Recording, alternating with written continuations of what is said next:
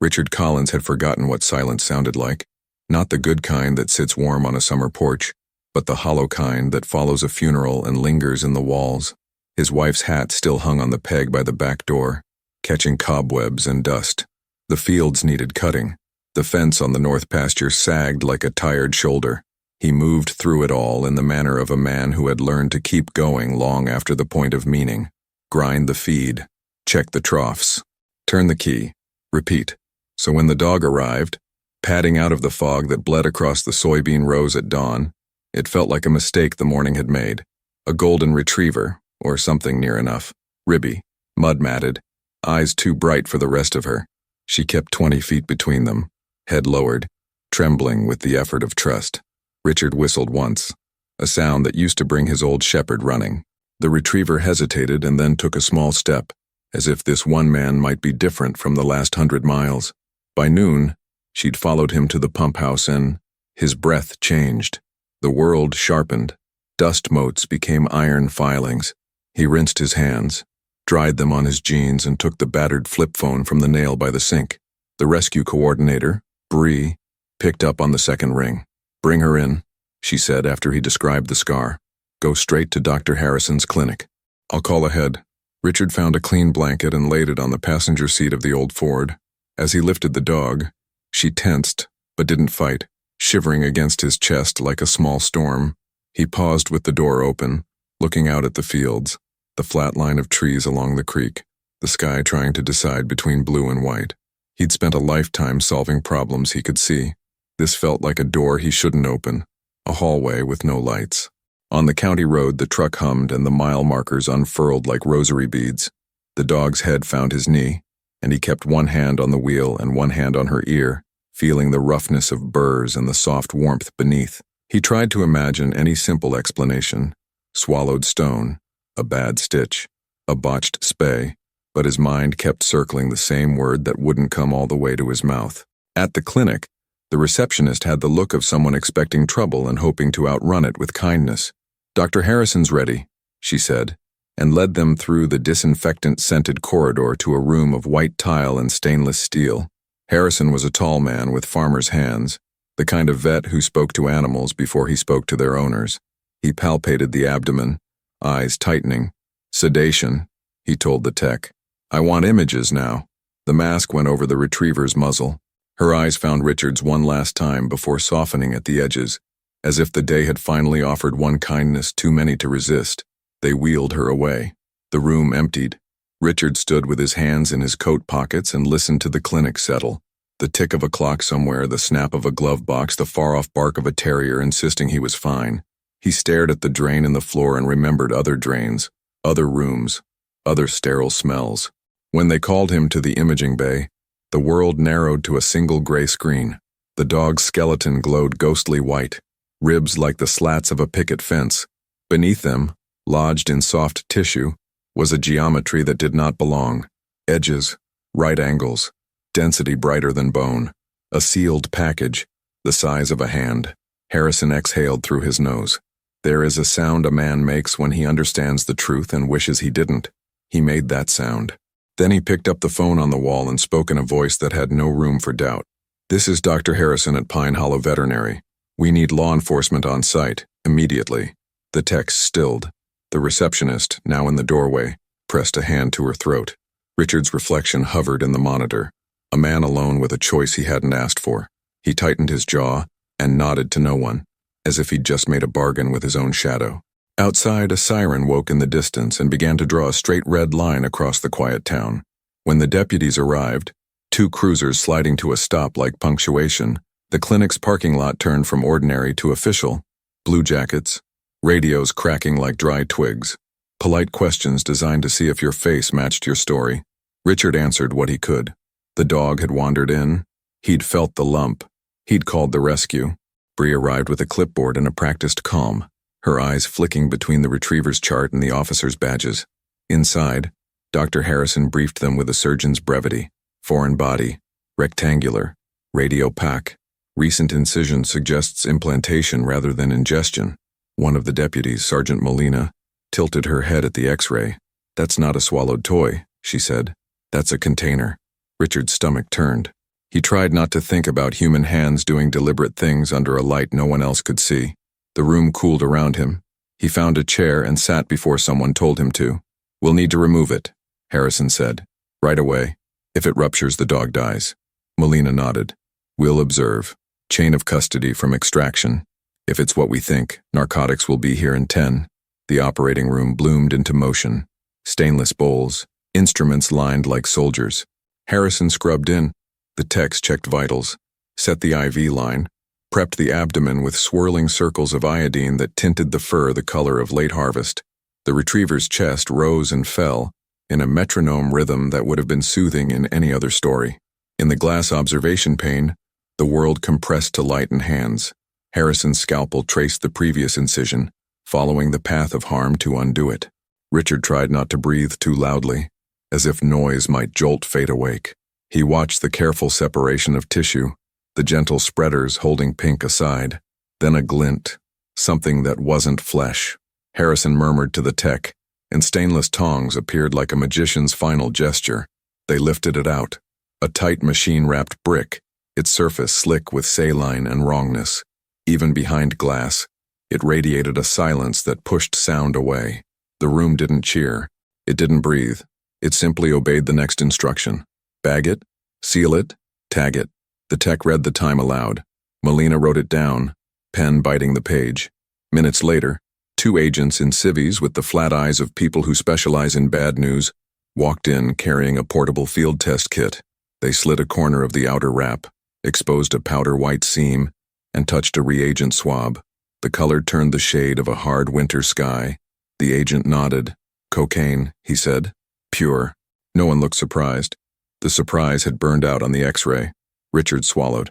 "You're telling me someone put that inside her?" It wasn't a question. The agent considered him briefly. "The way you look at a person you might need later." "Yes, sir. It happens near the border, sometimes in cargo ports. Rare here, but desperation migrates. We've been watching a pipeline, and this is new." The retriever whimpered once, a dream sound through the anesthesia. Richard pressed a palm to the glass, a useless human instinct to bridge distance with touch. "She going to make it?" he asked. Harrison didn't look up. "If the body accepts the trauma," he said. "If infection stays away, if luck remembers her name." In recovery, the dog lay blanketed and small, wires dancing gentle rhythms up to green monitors. Richard stayed until the monitors felt like a language he could almost read. In the hallway, Molina briefed the agents about farms, roads, those who keep to themselves and those who shouldn't. Maps unfolded. Names surfaced. The agents asked about neighbors. One name made the room quiet. Granger. The Granger place had been trouble long before it learned to hide it. A sprawling property beyond the ridge. Barns too new for their claimed harvests. Trucks coming and going at odd hours like secrets with headlights. Richard had called in a noise complaint last spring when a generator screamed half the night. Nothing stuck. Nothing ever stuck. Could be coincidence, Molina said, but her jawline didn't believe it. Could be we finally have a loose thread. Bree took Richard's elbow. "Go home, I'll stay with her." He shook his head. "I'll only sit there and keep a chair warm," he said. "But that's what I can do." In the small hours, the dog's eyelids trembled, then lifted. Her eyes were slow to focus, swimming back toward a world that had not treated her gently. When they found Richard, her tail nudged once against the blanket. He leaned close enough to feel the whisper of her breath. "You're safe now," he said, the words clumsy and holy. "You're safe." Outside, a wind walked the parking lot. The clinic lights made islands in the dark. On the horizon, the Granger barns were only an absence, a hole where stars didn't shine. Somewhere along that black line, a man who made plans in cash felt a ripple he couldn't name. Morning on the farm usually begins with chores that can't tell time. Richard returned with the taste of antiseptic still in his throat. His fields looked the same, but he didn't. He fed the heifers, tightened the north post brace line, and fixed the sag in the fence that had been sagging since the world went wrong inside his kitchen. Between tasks, his mind kept circling a question with teeth. How many hands had touched that dog with intent to harm? How far did the cruelty reach? By mid-afternoon, Molina's pickup rolled down his drive, tires grinding gravel like a decision made out loud. "Mr. Collins," she said, stepping out, eyes shadowed by a brim that had seen rain and funerals. "Agents want to walk the boundary near Granger's. You know the fence lines better than anyone. You up for a slow stroll and some honest pointing? Richard hesitated. He'd built a life on minding his own fences, wood, wire, and otherwise, but the clinic's green monitor lights kept pulsing behind his eyes. The dog's stitched belly felt like a debt. All right, he said, but I'm not a badge. I'm a man showing you where the creek runs in flood and where the ground doesn't hold a post. They moved out along the hedgerow, 2 agents trailing in plain clothes, pretending not to be obvious. The afternoon smelled like mown hay and hot metal. Cicadas stitched a thin, relentless sound into the edges of the day. Richard's boots knew where to land. He pointed with a calloused finger. Property line cuts through that copse. There's an old logging road. Hasn't been legal since '92, but you can drive it when the ground's dry.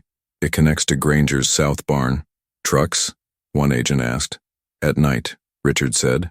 No headlights until the last turn, like they're used to the dark. Generator noise when the moon is thin. They reached a break in the trees where the land dipped into a shallow swale. Tire tracks etched the dirt like gray veins. Fresh, Molina murmured, crouching. Heavy load. She looked toward the Granger roofs just visible through the oaks. New tin, bright as a lie. Richard's phone buzzed. Bree. She's stable, Bree said without preamble. No rupture, mild fever, plenty of fight. He closed his eyes against a rush of something he hadn't let himself feel in months. What's her name? He asked. We called her Daisy on the intake, Bree said. You can do better. Daisy. It fit only because it didn't. He pictured her in a field of flowers she would never understand, and felt the absurd weight of the world ease a fraction. Tell her I'm fixing the fence, he said, and Bree laughed the kind of laugh you make when you need 2 laughs and only have one.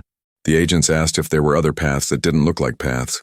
There always are, Richard said, leading them to a gap where a fallen cottonwood had crushed a section of old barbed wire. A man can squeeze through. A determined man can bring a crate. They marked GPS points, talked softly into mics, and tried to look like hikers on a weekday. At the ridge, they lay on their stomachs and looked down into Granger's yard. The layout was a puzzle designed to be solved the wrong way. Camera domes where you'd least expect them. A shipping container backed against a barn door. A pickup with the tailgate off as if speed mattered more than dignity. See the padlock? Molina said, chin pointing. New. Industrial. Overkill for hay. One agent followed her gaze and scribbled 2 words. Probable cause. Richard swallowed. Careful, he said, surprised to hear concern in his own voice for people who ran toward bad things. He didn't get this big by being dumb. That night, the county went quiet in the way a stage does when the curtain is down and the crew moves in shadows. Unmarked vehicles glided to rendezvous points, labeled with tree names and hand signals. A drone lifted and became a star no one had wished on. Richard stood at his kitchen sink looking toward a horizon with the lights out, and tried not to imagine the shapes of men moving through grass. His phone vibrated again. Bree sent a picture. Daisy awake, eyes clear, head propped on a folded towel like royalty waiting for her crown. He didn't realize he was smiling until the muscles of his face told him they remembered how. Far off, a coyote called. Another answered. Between their voices, a generator coughed, sputtered, and fell silent. The warrant signed just after midnight felt like a thin piece of paper with a great deal of future in it. Molina briefed the team with a finger on a satellite printout marked with circles and arrows, her voice low but shaped like a command. No heroics, she said. We've got animals on site, unknown civilians, and a structure built to be stubborn. We go in clean and come out cleaner. Richard didn't belong anywhere near it, but sleeplessness makes strange decisions feel simple. He waited in his truck at the edge of his east pasture, engine off, lights dead, watching the ridge swallow men in dark clothing and spit them out as shadows. He told himself he was a fence post, a thing that stands and witnesses, nothing more. At 2:17 a.m., the drone feed saw what human eyes couldn't. 2 figures in Granger's yard hauling a crate from the shipping container to the barn. The crate bumped, tilted, and the smaller man swore loud enough for the drone's microphone to swallow the word. The team moved. Gates whispered. Boots found dirt over gravel. The first shout, "Sheriff's office," rang like a hammer on steel. Then everything obeyed physics. Doors flew. Men yelled. A dog barked from inside, panicked and hoarse. Someone ran. Someone fell. A light burst in a second-story window and died. The generator hiccuped awake and choked again as if strangled at the cord. Molina's voice cut through it all. Hands where we can see them. Down. Down. Richard gripped the wheel hard enough to make his fingers pale. A single star held its place over the barn like a nail pinning fabric. Across open ground, sound arrives piece by piece. A metal clatter, a short scream, the wet thud of a body surrendering to gravity. He breathed when the radios began to sound like humans instead of storms. They found what they expected, and enough they hadn't. Crates with false bottoms, vacuum sealers, ledger books that were really maps or maps that were really ledgers, in a refrigerator meant for milk, sealed bricks in a neat row, each stamped with a symbol that meant fortune if you had no soul. In the back stall, a pitiful pen where 3 more dogs shook in old fear. One had the shaved, scarred belly of a survivor.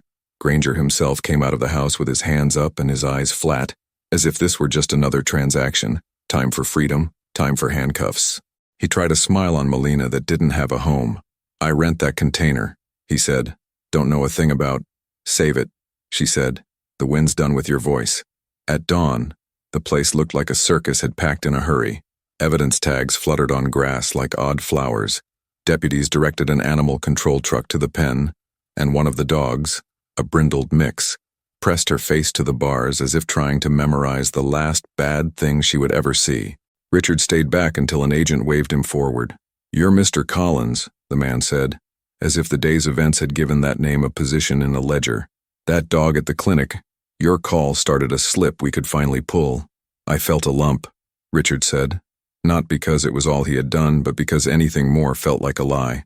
Melina came to him, tired and exactly herself. "We'll need statements," she said, "but later. For now, I'd like you to go check on your dog." He almost corrected her, "She's not mine," and then realized the correction would be the lie. He drove to the clinic through a morning made of quiet fields and new sunlight. It struck him that he hadn't noticed the sunrise in months. Today it seemed like the world forgiving itself for surviving the night. In recovery room 2, Daisy lifted her head when he entered, and that lifted something in him that had sagged since grief took up residence. "Hey girl," he said, crouching. "You've started a mess, you know that?" Dr. Harrison stepped in, eyes softening at the sight. "Stitches look good," he said. "Fever's down. She'll keep the scar. Some of us have to." Richard ran a finger along the blanket seam. "I'd like to adopt her," he said. The word surprised him by having the taste of truth. Bree appeared at the doorway with a grin that said she'd been counting down to this moment. "Already started the paperwork," she said. "Figured you were the kind of man who names things he saves." He thought of Daisy. The name he'd pretended didn't fit because it fit too much. "Daisy Collins," he said aloud, and the dog's tail tapped twice against the plastic mattress, as if signing a contract in a language older than pens. News doesn't travel in the country so much as arrive all at once. By noon, the raid had become a story, and the story had put on boots. At the co-op, men who had once laughed soft behind hands when Richard's grief made him slow, now clapped his back as if he'd tightened a collective bolt.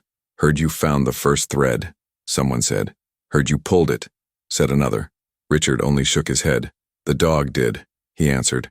"I just listened." Granger's place, under new locks and careful eyes, became a lesson in how many quiet crimes can grow in a field big enough to pretend it's empty. The arrests multiplied. The maps in the agent's hands grew arrows where the road seemed to end. Someone said the word syndicate in a voice that didn't belong under a feed store roof. Someone else said, "finally," and meant a decade instead of a day. At home, life found new rhythms. Daisy followed Richard through chores with a determination that made him smile in spite of himself. She learned the sound of the feed bin lid, the whistle that meant come, the way sunlight on the porch at 4 o'clock turned a hard day soft. She slept at the foot of the bed on an old quilt that had belonged to a woman both of them missed, and when she dreamed, running movements ticked her paws against the fabric in a small drumbeat of joy. Sometimes she woke with a start, looking for a door that wasn't there. Richard understood. In the evenings he fixed what could be fixed. The hinge on the red barn's side door, the gutter that had pulled away from the house, the section of fence he'd promised himself he'd replace each spring since springs began. He worked until the good kind of silence found him again, the kind that arrives after effort and says, "Enough, sit." He would sit on the step, Daisy's head heavy on his boot, and watch the sky apprentice itself to the stars. Melina visited once with paperwork and a box of donuts that had survived the ride only because she guarded them. They sat at the kitchen table where grief had once set its plate, and talked like neighbors who had met each other in a burning building. "It'll go to trial," she said. "You may be asked to testify how you found her." I touched something that shouldn't have been there, he said. Sometimes that's all a man needs to do. She smiled. Small and real. Sometimes that's everything. One afternoon, Bree called to say the other rescued dogs had all found homes. One went to a family with a big fenced yard, she said, and the brindled one adopted a retired electrician. He says she supervises his projects now. Richard laughed, picturing a dog in a hard hat that didn't exist. Good, he said. We all need a job. The scar on Daisy's belly faded from angry pink to a pale line you might miss unless you knew what it was to carry history in your skin. When neighbors visited, they would kneel and scratch behind her ears and she would roll to show the mark, unashamed and whole. What happened to her? They'd ask, and Richard would tell the short version. She got used. Then she got saved. Some people looked away.